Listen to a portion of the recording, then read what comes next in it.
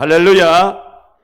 오늘 우리 일어나 찾기 70일 큰잔치 이제 한 주간 앞두고 오늘 우리가 다짐하는 그런 차원에서 주시는 귀한 말씀을 통해서 잔치집을 채우라고 하신 주님의 이 음용하신 말씀을 제목 삼고 이 시간 함께 말씀의 은혜를 받기를 원합니다.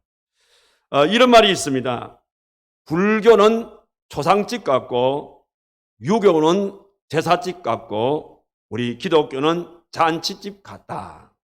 왜냐하면 불교는 깊이 믿으면 믿을수록 허물을 느끼게 되어지는 그런 종교가 불교이기 때문에 초상집 같다. 그렇게 우리가 얘기를 하고, 유교는 우리가 이제 그 유교의 그 길을 가면 갈수록 우리가 완고함을 거기서 배웁니다. 완고함을 배우기 때문에 유교를 이끌어서 우리는 이제 제사집 같다. 그렇게 얘기하는 반면에 우리 기독교는 믿으면 믿을수록 기쁨이 충만하고 즐거움이 넘치기 때문에 우리 기독교를 이끌어서 잔치의 종교라. 그렇게 얘기를 하는 겁니다. 실질적으로 우리가 성경을 읽어보게 되어지면 이 잔치에 관한 기사들이 참으로 많이 나옵니다. 예를 든다면 마태복음 22장 2절의 말씀 보니까 천국은 마치 자기 아들을 위해서 혼인잔치를 베푼 어떤 임금과 같다. 그렇게 말씀을 했고, 우리 오늘 읽은 말씀 여기 14장 16절의 말씀 보니까 이르시되 어떤 사람이 큰 잔치를 베풀고 많은 사람을 청하였더니, 이렇게 말씀을 하기도 하고, 또 마태복음 25장의 말씀 보게 되어지면 우리 예수님의 재림을 기다리는 성도들을 묘사할 때에 신랑을 맞이하는 신부로 이렇게 묘사하고 있는 것을 읽을 수가 있고, 특히 요한계시록 19장 7절 이하의 말씀 보게 되어지면 천국을 일컬어서 어린 양의 혼인잔치집이다. 이렇게 표현하기도 하는 것입니다. 이 모두가 무슨 말이냐면 결과적으로 기독교는 잔치의 종교가 되어진다는 그런 말입니다. 그렇기 때문에 우리 모든 성도들이 신앙생활을 하게 되어질 때에 잔치하는 그런 분위기로서 항상 주님 앞에 나와서 그렇게 하나님 앞에 예배를 드려야 된다는 겁니다. 근데 잔치라고 생각할 때에 잔치집에서 빼어놓을 수 없는 것이 하나 있습니다. 그게 바로 뭐냐면 웃음입니다. 여러분, 잔치집에 가보십시오. 잔치에 참여하는 모든 사람들이 그냥 화를 불퉁하게 내가지고 오는 분은 없습니다. 좀 기분이 안 좋은 가운데 잔치집에 왔다 하더라도 그 분위기에 휩쓸려서 서로 간에 웃음꽃을 피우면서 그렇게 아름답게 잔치를 하는 겁니다.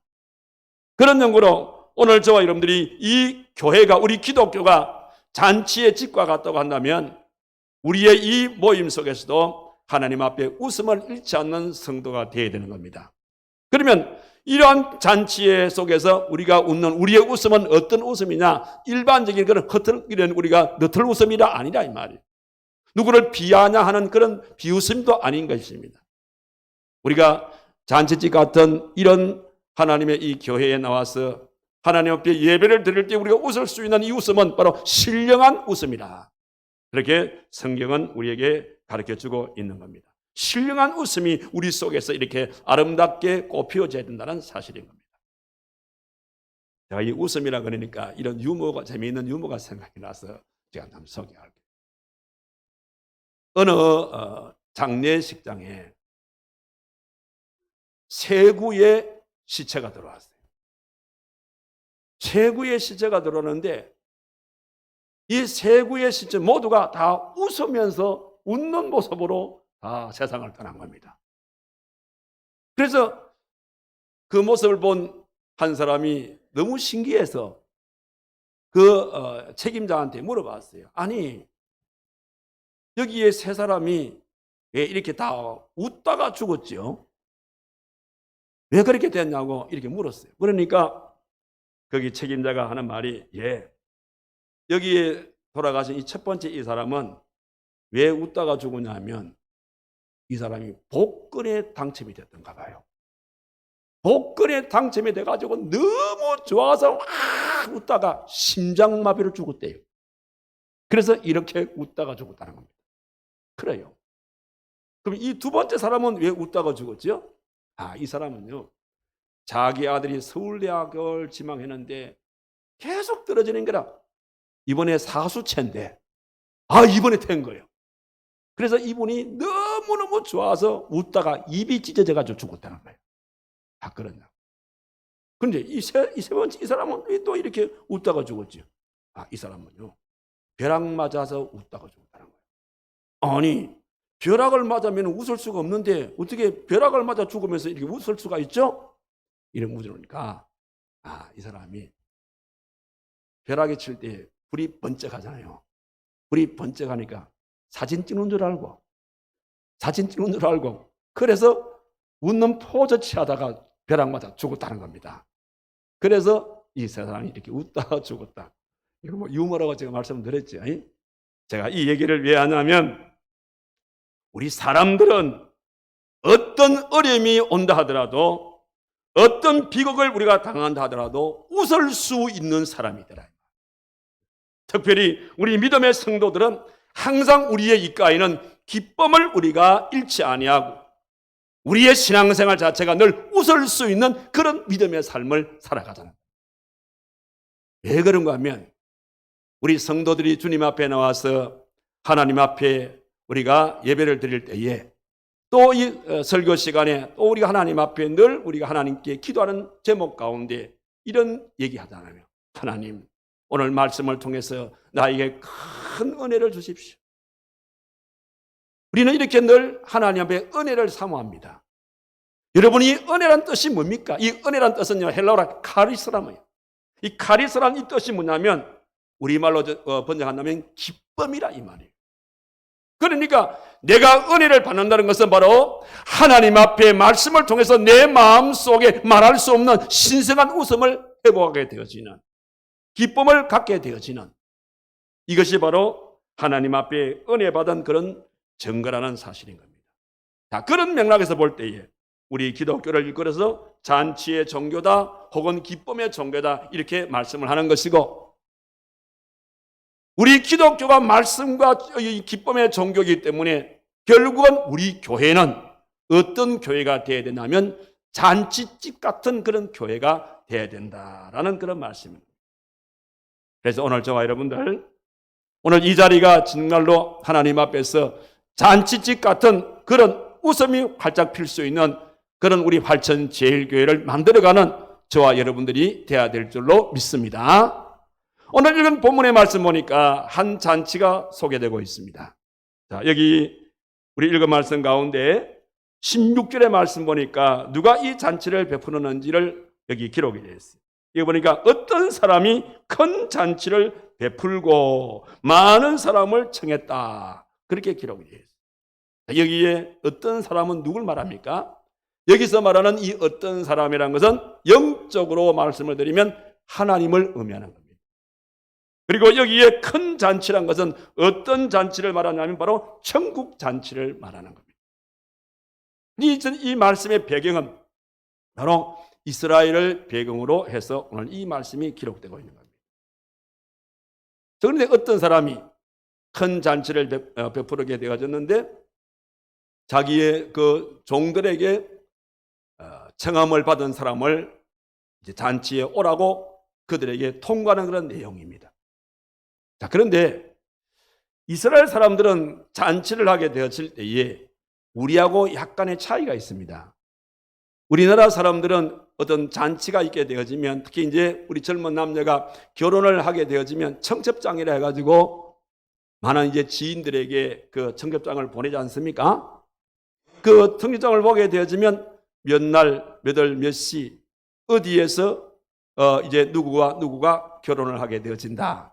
이렇게 해서 이제 그 청첩장을 보내게 되어지고 받은 사람들이 시간을 맞추어서 가서 축하하는 것이 우리의 통례입니다. 그런데 이스라엘은 그렇게 하지 않습니다. 이스라엘은 잔치를 하게 되어지면 항상 두 번의 초청을 하게 되는 겁니다. 첫 번째 초청은 뭐냐면 어떤 잔치를 하게 되어지는데 날짜 몇 월 언제 몇 년도 몇 월 며칠에 우리 가정에서 이런 잔치를 하는데 오실 수가 있습니까? 라는 그런 내용을 묻는 첫 번째의 초청장입니다. 그러면은 그 초청장을 받아본 사람이 이제 자기 나름대로 이렇게 결단을 해서 예, 갈 수 있습니다. 나는 못 가겠습니다. 이렇게 답을 주게 됩니다. 그래서 본인들이 답을 줄 수가 있고, 본인들이 답을 안 주면은 우리 쪽에서 이제 내용을 다시 한 번 더 요즘 같으면 전화로 묻기도 하고 문자로서 묻기도 하고, 이렇게 하게 되어지면 분명히 네, 그날 가지요. 네, 가겠습니다. 하면은 첫 번째 초청장을 오시겠다는 사람을 중심으로 해서 음식을 준비하는 거예요. 그리고 이제 결혼의 날짜, 잔치의 날짜가 점점 임박해 오게 되어지면 보통 하루 혹은 이틀 혹은 3일까지 이렇게 해서 놔두고 한 번 더 초청장을 보내기도 하고 직접적으로 찾아가게 되는 겁니다. 그러면서 그때는 두 번째는 뭘 아니냐면 몇 시에 합니다. 몇 시에 잔치가 있으니까 오십시오. 이렇게 해서 두 번째 초청을 하게 됩니다. 오늘의 이 말씀의 배경은 그런 내용입니다. 자, 그런데 문제가 생겼어요. 첫 번째에 분명히 초청을 보낼 때에 예, 가겠습니다 라고 말했던 사람이 하나같이 이런저런 핑계를 대고 이번 이 잔치에 가지를 못한다. 그런 이제 얘기를 하는 내용이 이 본문의 말씀입니다.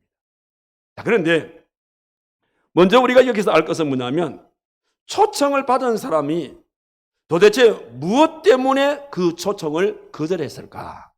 그 거절한 이유가 무엇인지를 우리가 먼저 생각해 볼 수가 있습니다. 자, 여기 보니까 세 사람의 얘기가 기록되는데 첫 번째 사람은 무엇 때문에 거절했습니까?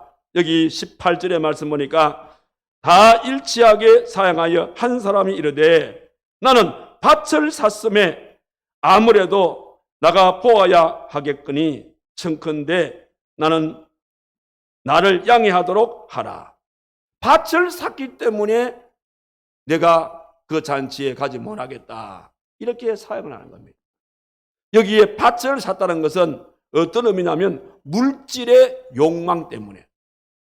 그러니까 물질의 욕망 때문에 나는 가지 못하겠다. 이런 의미의 말씀이 되겠습니다. 어떤 재벌가가 임종을 앞두고 있었습니다. 그래서 이 재벌가가 임종을 앞두고 자기의 자녀들을 다 불렀어요. 자녀들을 부르고 그 자녀들의 손을 잡고 이제 아버지가 아들에게 말을 합니다. 유언이죠. 유언의 말씀하실 때에 어떻게 말씀하시냐면 아들아, 너희는 나처럼 살지 말라. 나처럼 살지 말라. 나는 세상에서 실패한 사람이다.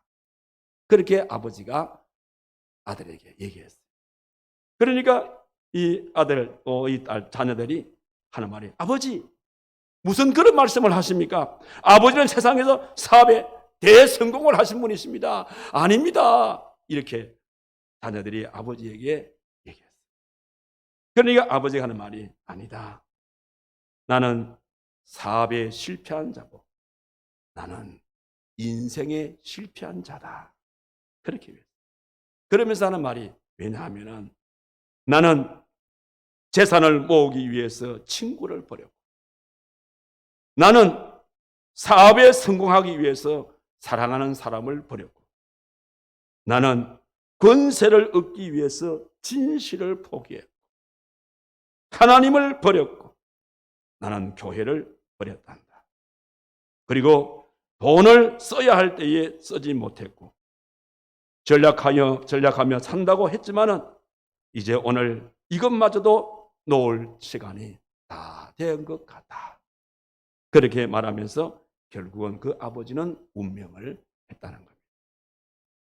어떻게 보면은 이 땅을 살고 있는 많은 사람들이 이 사학가이처럼 그런 모습으로 살고 있는 자들이 참으로 많습니다. 제가 지난주에 어느 한 장로님과 좀 장시간 동안 얘기할 수 있는 그런 시간이 있었어요. 이분은 상당히 재력갑니다. 이분이 이런저런 얘기를 하는 가운데에 이분이 하는 말이 목사님, 자기 남은 생에는 목사님과 함께 가고 싶습니다. 그렇게 얘기를 해요. 제가 그 장로님한테 장로님이 아무리 세상 권세 누려도 앞으로 지금 하시는 일 20년 정도 하겠어요? 그러니까 하는 말이, 아유, 뭐 장로님, 목사님, 20년이 뭡니까? 한 10년 정도 생각하고 있습니다. 그래요. 저도 엊그제 익힘의 땅에 들어온 것 같은데 벌써 38년의 세월이 지났네요. 참 돌아보니까 정말 세월이 유수와 같다 하더니 금방 지나가고, 저도 이제 머지않아서 은퇴를 해야 됩니다. 저도 이제 우리 총회법에 의하면 이제 만 3년 남았습니다. 장로님이나 저나 언젠가는 하나님이 부르시면 가야겠죠. 예, 그래. 하나님 앞에 서게 될 때에 장로님은 뭐라고 하나님께서 너 나를 위해서 뭐 하다 왔노? 내가 너한테 많은 물질의 축복을 주는데 어디다 쓰고 왔노? 이래 물으면 장로님 뭐라고 합니까? 나는요, 하나님이 그 말씀하시면 저는 할 말 많습니다. 장로님이 알다시피 나는 내 자신을 위해 살기보다는 내가 어떻게 하면 하나님 영광을 나타낼까? 저는 오직 그 한 길만을 위해서 저는 여기까지 살아왔습니다. 예, 목사님, 그거는 제가 목사님의 얘기를 많이 들었고, 또 제가 그동안 짧은 시간이지만은 목사님을 지켜볼 때에 그거는 제가 인정을 합니다. 나는 하나님 앞에 설 때에 많은 얘기하고 싶어요. 그러면 장로님은 하나님께서 물으시면 뭐라고 하실래요? 뭐 하다가 왔다 하실래요? 가만히 듣고 계시더라고요. 장로님, 지금이라도 늦지 않습니다. 장로님이 저하고 같이 가기 원한다면 지금부터라도 한번 일을 만들어 봅시다. 하나님 앞에 칭찬 들을 수 있는 일을 지금부터라도 만들어 봅시다. 예, 목사님, 그래 하겠습니다. 그러면서 하는 말이, 우리 목사님 모시듯이, 우리 목사님 모시는 것처럼 목사님을 앞으로 모시면서 그렇게 같이 일하고 싶습니다. 그래요? 그 말이 사실이라면 이것저것 할 수 있습니까? 예, 하겠습니다. 그렇게 얘기하고 서로 헤어졌어요. 저는 그분하고 헤어지면서, 그래, 우리가 아무리 바둥바둥 하면서 정말 우리가 물질을 쓸 때도 쓸 곳에 쓸지 못하고 그래 하다가 언젠가 하나님이 우리를 부르신다면 빈손으로 온 인생 빈손으로 가는 거 아닙니까? 이 유튜버 나가지만 이건 얘기를 하나 해야 돼요. 지난주에 우리 교회가 제6차 소원 성취를 위한 제6차 1000번제를 했어요. 오늘 여기 계신 여러분들 몇 분이나 참여했습니까? 제가 깜짝 놀란 사실이 있었어요. 뭐냐면 제가 중직자분들은 의무적으로 참석하십시오 했는데도 안 하시는 분들이 아직 있더라고요. 중직자가 아닌 것 같아요. 그리고 일반 우리 집사님들 평신도 가운데서 참석하십시오. 딱 한 가지. 딱 한 가지. 내가 깜짝 놀랐어요. 우리 교회 성도들이 수백 명이 되는데 딱 한 가정. 우리 이렇게 하면서도 하나님 앞에 축복을 운운할 수 있나요? 우리가 이렇게 하면서도 하나님 앞에 나의 신앙생활에 대해서 얘기할 수 있나요? 물론 1000번제라는 것이 쉽잖아요. 그러면 여러분들 하루에 1000원도 못 합니까? 여러분 커피 한 잔 값이 얼마입니까? 7, 8천 원 넘죠? 우리가 하나님 앞에 드리는 것이 커피 한 잔 값도 아깝습니까? 여러분 한 주간 살면서 커피 한 잔 안 사 먹어요? 하나님의 가치가 그 정도까지도 안 됩니다 말입니까? 내가 믿는 하나님이 그 정도 가치도 안 된단 말입니까? 우리 그런 하나님 믿고 있습니까 지금? 정말 부끄러웠어요. 이거는 아닌데 내가 성도들을 신앙생활을 내가 잘못 교육시키고 있구나. 내가 얼마나 내 마음이 자책감에 시달리는지 몰라요. 우리가 이러면서도 하나님 믿겠다고 정말 부끄럽습니다.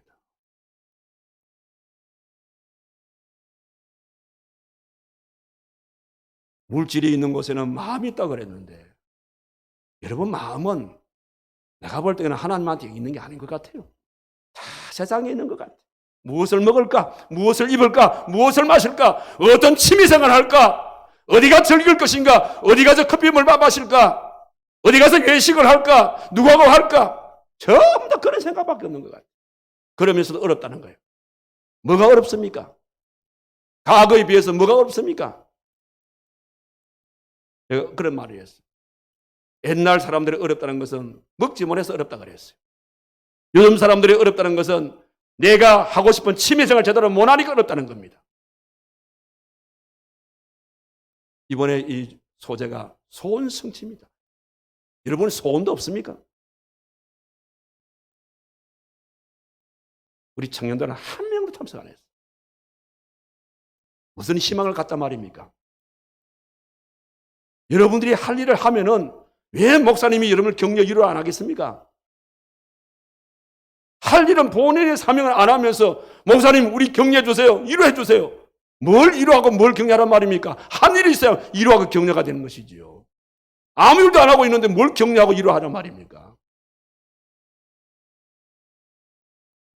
여러분을 위해서 기도를 하고 싶은데 뭘 위해서 내 기도해야 됩니까?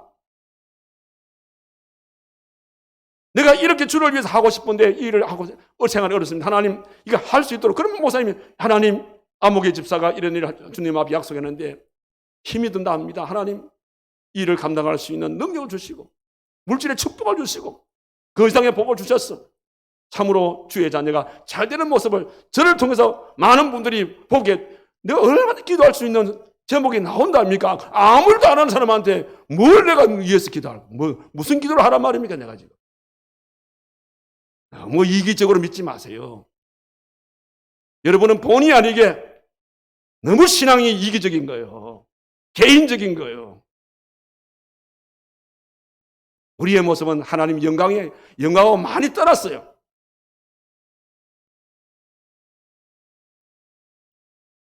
나는 이 큰 이 대기업가의 죽음 앞에서 이게 인생이다. 이 사람만 그런 것이 아니고 오늘날 다수의 심지어 우리 성도들에게도 이 테두리에서 벗어나지 못하고 너무 세상에 애착에 너무 여러분들 눈이 빠져 있는 거예요. 나를 위해서는 우리 가정을 위해서 우리 가족을 저는 마음껏 활용을 하면서 하나님 앞에 그렇게 궁색하게 그러면서도 하나님 앞에 복을 주십시오. 건강을 주십시오. 자녀가 잘 되게 해주십시오. 뭘 하란 말입니까? 뭘. 심은한 게 있어야 뭘 하든 잘 되게 하든지 뭘 하든지 하지. 심지 아니한 데서 거둘 수 없다고 그랬는데 제가 너무 우리 성도들을 바라보면서 너무 생활들을 탁월하게 살아보니까 하나님 이게 어떻게 우리 성도들이 좀 이런 경제 어려면서 이런 좀 벗어날 수 있는 길이 없겠습니까 하나님? 응? 그러는 가운데 이번에 하나님 앞에 작심하고 좋습니다. 그럼 이번 6차는 소원 성취를 위한 6차 1,000번을 드리겠습니다. 그걸 약속을 하고 진행하는 것인데 세상에 중직자 빼고 일반 성도들이 한 명밖에 참석해요. 그것도 황정한 집사님 가정에 모든 가족들이라. 황정한 집사, 김한신 집사, 그 영광이 네 명이 4명. 여러분 오늘 여기 보라고 여기 보라고 여기. 그 4명 빼고 나면은 그 4명 그건 다 나머지 중직자들이야. 그 청년들 가운데는 그 중직자 가정의 자녀인데 그 친구들 아닙니까? 저거 아버지가 하는 것인데 실질적으로는 이거는 아니에요. 우리 교회가 여러분들이 아무리 생활이 어렵고 힘들어도 그래도 하나님 앞에서 이렇게 보이는 건 아니에요. 다시 시작합시다. 다시. 뭐 세상에 이런 그렇게 해가지고 여러분들 지금까지 벌은 돈이 얼마나 있습니까? 떼돈 벌어놨습니까? 그렇게 아끼고 아껴서 해가지고 여러분들 뭐 집이라도 몇 채 사놨습니까? 그거 나중에 하나님 부르면 이고 갈래요? 지고 갈래요? 빈손으로 온 인생 빈손으로 다 갈 수밖에 없는데 우리는 본의 아니게 밭을 샀기 때문에 못 간다는 이 여기에 들어갈 수밖에 없어요. 우리는. 그 다음에 두 번째 사람 뭐라 했습니까? 내가 지금 소 5마리를 샀기 때문에 그거 시험한다고 못 간다 그랬어요. 이건 무슨 말이냐면 자기의 능력, 자기의 기술, 자기의 경험을 믿는 사람들을 말하는 겁니다. 내 잔치집 안 가도 나는 새로운 소유가 생겼다. 나는 내 능력으로, 내 기술로, 내 경험으로 내가 그런데 안 가도 나는 얼마든지 나는 살아갈 수 있어. 이런 차원에서 노한 거예요. 그 다음에 세 번째는 누굽니까? 내가 장가를 들었기 때문에 나는 갈 수 없다? 이거 생각해 보십시오. 자, 지금 이 잔치집에 초청하시는 이분은 장가간 이 사람의 잔치에 참석했을 것 같아요? 안 했을 것 같아요? 그들의 법에 의하면 참석했겠죠. 참석했으니까 당신도 우리 잔치에 참석해달라. 이래 얘기 아닙니까? 요즘 우리말로 말하면 품맛이라 품맛이. 지난번에 우리 어느 잔치에 가니까 우리 교회가 싫어서 부담스러워서 교회를 떠난 분들이 세상에 그 잔치집에 가니까 다 왔대요. 다 앉아있더라고. 여러분 세상 살면서 신앙생활 하시면서 내가 모셨던 담임 목사님을 정면으로 볼 수 없는 그런 일들 하지 마세요. 인생을 살면 얼마나 더 살겠다고.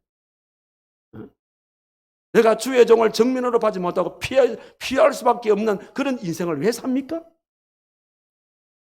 그러면서도 하나님이라고 우리가 하나님 부릅니까? 다른 교회에 나가서 출석하면 그 하나님은 다르고 활천일 하나님은 또 다른 하나님입니까? 그런 인생 살지 마세요.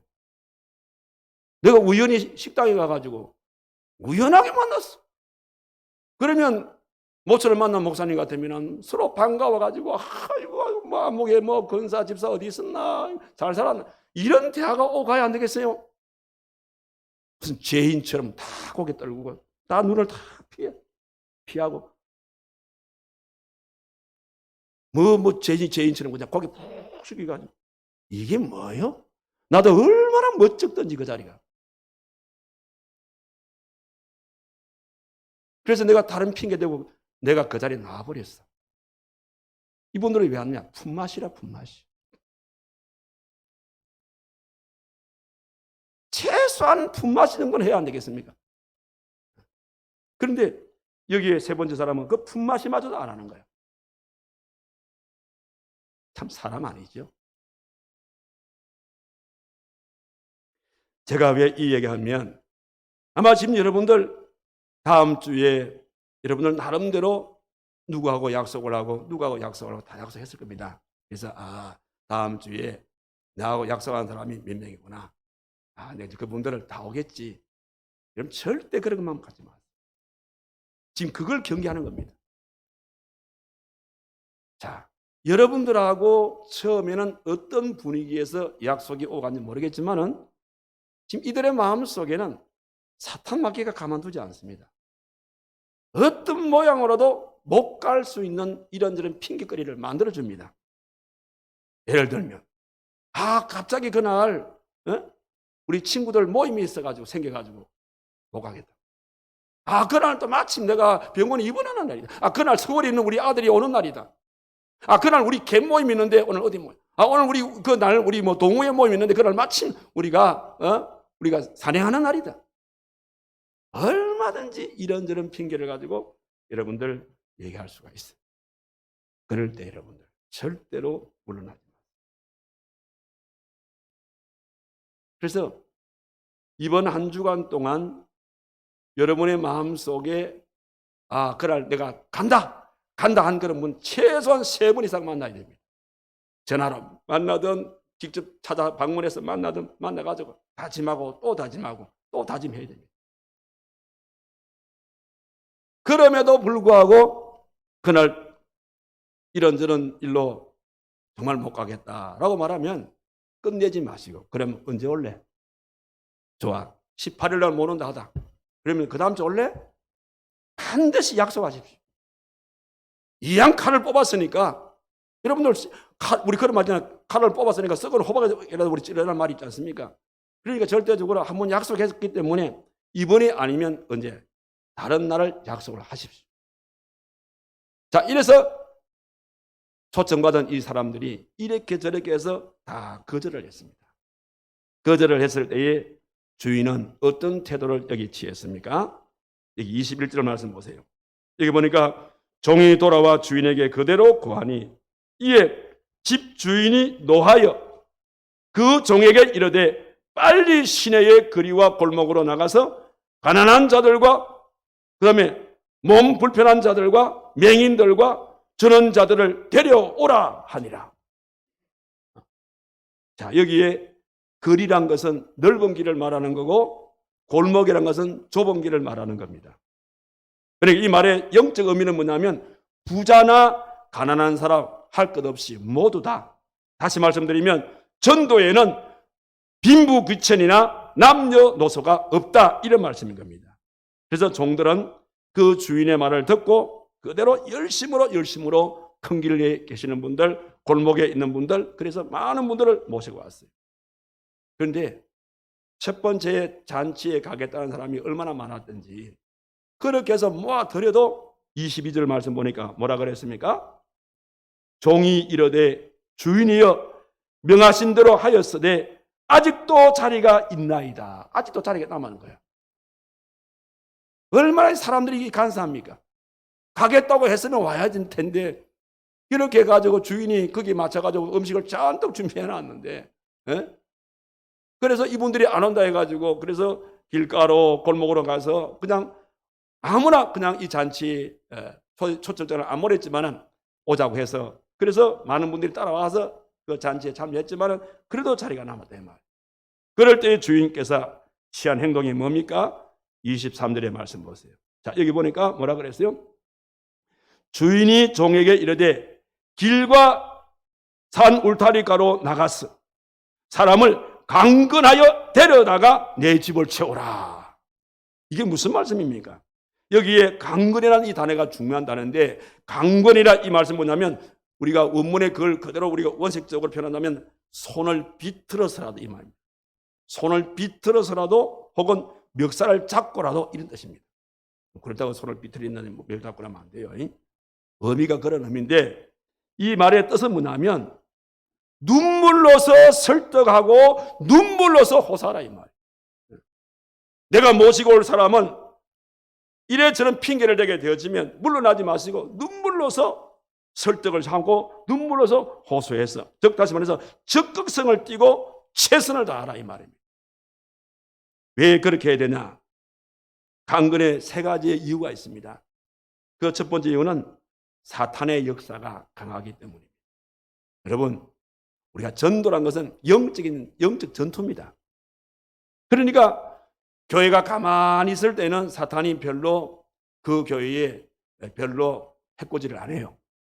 그런데 이 교회가 이제 전도에 이런 일을 선포하게 되어지면, 우리도 전도하게 되어지면 뭐 70일 뭐 큰 잔치 해가지고 비상 걸고, 그래서 우리가 뭐 작정도 하고 뭐 그냥 각 뭐 개인별로 교구별로 해서 뭐 작정자 명단을 우리가 숫자를 그래프로 올리게 되어지고 점검하고 체크하고 우리가 얼마나 이 잔치 준비를 많이 합니까? 우리가 이렇게 많이 하면 사탄 마귀도 많이 합니다. 왜냐하면 어떻게 해서라도 안 뺏기려고, 영적으로 안 뺏기려고 온갖 수단 방법을 동원해서 이렇게 전도를 방해하게 되어집니다. 이게 전투이기 때문에, 그래서 우리가 왜 강건해야 되냐면 이런 사탄의 방해가 따르기 때문에 어떤 장애 요소가 온다 하더라도 그걸 우리가 극복해 나가야 되는 거예요. 그래서 강건해야 된다 이 말이에요. 그리고 또 하나는 뭐냐면 요즘 우리 사람들의 마음이 너무 이 제약된 세상에 살아가다 보니까 너무 이 제약에 오염이 되고 있어요. 사람의 마음이 죄로 오염되니까 우리 마음이 굳어버렸어요. 우리의 마음이 굳어버리니까 우리들의 이 마음에 여유가 없어. 얼마나 사람들이 말이 거칠고 행동이 거친지 몰라요. 진짜 우리 사람들의 마음이 이 강팍한 마음이 되어졌어요.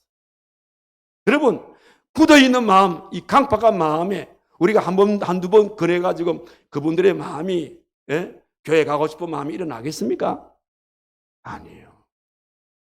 그 굳어있는 마음, 이 강팍한 마음을 녹이려고 그러면 한 번이 아니라 10번, 10번이 아니면 20번, 20번이 아니면 100번이라도 그의 마음이 녹을 때까지, 그래, 그 초청에 가겠다 그 말이 나올 때까지 계속해서, 그래서 강건해야 된다는 거예요. 그 다음에 또 하나는 뭐냐면 시간이 너무 급합니다. 시간이 없어요. 여러분, 일반 우리 일들은 날짜를 연기할 수가 있어. 그런데 우리의 생명의 일은 연기할 수가 없어요. 나는 지금도 참 안타까운 것이, 얼마 전에 여러분들 그 이태원 참사 사건 157명의 우리 젊은 아이들이 세상을 떠나지 않습니까? 저는 이 목사로서 참 마음에 도의적인 책임을 가지고 있어요. 저 아이들의 마음 속에 복음을 전했다면 저 아이들이 그 다음 날이 주일이었지 않습니까? 토요일 늦은 시간에 저렇게 비참하게 죽었을까? 그런 마음이 참 들어요. 그러면서 제 마음속에 좀 이렇게 조급함이 느껴집니다. 이번에 우리 일어나 찾기의 70인 큰 잔치도 혹 우리가 초청하려고 하는 사람들 가운데서 이런저런 핑계를 대다가 결국 세상을 떠나버리게 되면 어떻게 할까? 이 잔치에 참여하지 못하고 세상을 떠나게 되어지면 결국은 그 영혼은 지옥 갈 수밖에 없지 않습니까? 내가 한 영혼을 지옥에 보내는 그런 실수를 범해서는 안 되겠구나. 그런 마음이 들 때에 제 마음이 더 조급한 마음이 일어나는 겁니다. 그렇기 때문에 이번 남은 기간 우리가 강건해서 그들을 주님께로 모셔오자는 겁니다. 그럼 모셔올 우리 대상이 누구냐면, 자, 이거 21절 보니까 여기 가난한 자들, 이 가난한 자들은 물질적으로 가난한 자들도 되지만 영적으로도 가난한 자들. 그래서 우리 예수님께서는 마태복음 11장 5절의 말씀 보니까 가난한 자에게 복음이 전파된다고 그랬어요. 이번에 우리가 초청 대상은 영적으로 물적으로 가난한 자들이 우리의 대상이 되어지고, 두 번째는 몸이 불편한 자라 그래요. 여기 몸이 불편한 자는 것은 뭐냐면 육신적으로 장애를 가지고 있는 사람도 되지만 영적으로 내 스스로 구원할 수 없는 이런 영적인 장애자들. 다시 말씀을 드리면 영적인 발이 장애를 입어서 인생의 길을 바로 걷지 못하는 자들, 영적인 눈이 장애를 입어가지고 진리를 바라볼 수 없는 자들, 영적인 손이 장애를 입어가지고 구원에 이르는 선행을 할 수 없는 이런 자들이 이번에 초청의 대상이 되어진다는 것입니다. 그리고 나가서 소경들, 즉 앞을 보지 못하는 사람, 자기를 스스로 볼 수 없는 이런 자들, 빛과 어둠을 구별하지 못하는 이런 자들이 이번에 우리의 초청의 대상이 되어지고, 더 나가서 여기 보니까 길과 산울가로 나가라 그랬어요. 여기 길가라는 것은 성 밖의 공용 도로를 말하는 것이고, 산울가라는 것은 뭐냐면 성 밖의 영역을 말하는 겁니다. 그러니까 예루살렘 성이 있게 되어지면 성 밖에 있는 사람과 그 성 밖에 있는 그 전체 영역, 그러니까 온 전체 이방인들을 말하는 겁니다. 모두가 다 이번에 초청의 대상이라는 사실을 여기서 말씀을 하는데, 그들을 초청하게 되는 방법을 오늘 23절의 말씀을 세 가지 방법을 말하지요. 첫째가 뭐랬습니까? 길과 산울가로 나가라는 겁니다. 여러분, 우리가 가만히 앉아 있는 상태에서 그들이 오지 않습니다. 초청의 방법은 여러분들이 손수 나가야 됩니다. 그리고 두 번째는 뭐냐면 사람을 강건하라. 이 말은 수단 방법을 총동원시키라 이 말입니다. 그리고 나가서 그들을 데려다가 채우라 그랬어요. 이 말씀은 나가서 그들을 꼭 모시고, 그리고 다음 주 이 자리에 그들을 모시고 나오라. 이것이 오늘 주님께서 큰 잔치를 허락해 주시고 우리에게 마지막 한 주간 동안 하나님께서 우리에게 주시는 지침서와 같은 귀한 말씀인 겁니다. 그런 거로 여러분, 우리가 그동안 기도해왔던 이런 한 찾기 70일 큰 잔치가 드디어 이제 한 주간 앞으로 다가왔습니다. 이번 한 주간 특별 새벽 기도를 통해서 열심으로 기도하고 성령의 충만한 은혜를 받고, 그리고 그동안 기도해왔고 내가 만났던 그분들 2번, 3번 그분들 마음에 다른 생각 들지 않도록 계속적으로 영적으로 위에서 기도하면서 만나고, 그리고 다음 주 이 시간 우리가 6번의 예배를 드릴 텐데 6번의 예배 가운데서 가장 그분이 오기 편리한 시간을 맞추어서, 이번에 중요한 것은 뭐냐면 네가 오라가 아닙니다. 가서 내가 데려오라 그랬습니다. 오늘 주님 말씀처럼 가서 내가 그분의 손을 잡고 데려와서, 그래서 이런 찾기 70일 큰 잔치를 통하여 그의 영혼이 구원받게 되어지고, 또 이 일을 통해서 하나님께서 우리에게 약속하신 별같이 빛나는 축복을 받으면서 이 날이 내 인생의 일생일대의 최고의 날로 만들어갈 수 있는 저와 여러분 되기를 주님의 이름으로 축원합니다. 기도합시다. 거룩하신 살아계신 하나님 아버지, 은혜와 사랑을 참으로 감사를 드립니다. 이 한 해가 저물기 전에 우리들에게 이런 찾기 70일 큰 잔치를 허락해 주시고, 이제 한 주간 앞두고 하나님의 집을 채우라고 명령하신 주의 말씀을 통하여 다시 한 번 더 우리의 신앙의 전호를 가다듬을 수 있는 시간 주신 것을 너무나도 감사를 드립니다. 그동안 우리가 이 일을 위해서 열심으로 기도해왔고 또 우리 대상자를 열심으로 만나왔습니다. 이제 한 주간 남았으니 우리 모두가 특별 새벽 기도에 참석하게 하시고, 또 우리가 기도해서 하나님의 능력을 받아서 그 뜨거운 열정을 가지고 우리가 모시고 오실 그분들을 이번 한 주간 참 매일같이 만나다시피 만나서, 그래서 다음 주 이 시간이 되어질 때에 내 혼자 이 예배에 오는 것이 아니라 그들의 손과 손을 맞잡고 주님 앞에 나와서 그들을 영혼 구원시키게 하시고, 또 우리는 그 속에서 주어지는 별같이 빛나는 하나님의 귀한 축복을 받아 내 인생의 일생일대의 그날이야말로 최고의 날로 만들어갈 수 있는 우리 모두가 되도록 하나님이 거기에 축복하여 주시옵소서. 예수님의 이름으로 기도하옵나이다. 아멘.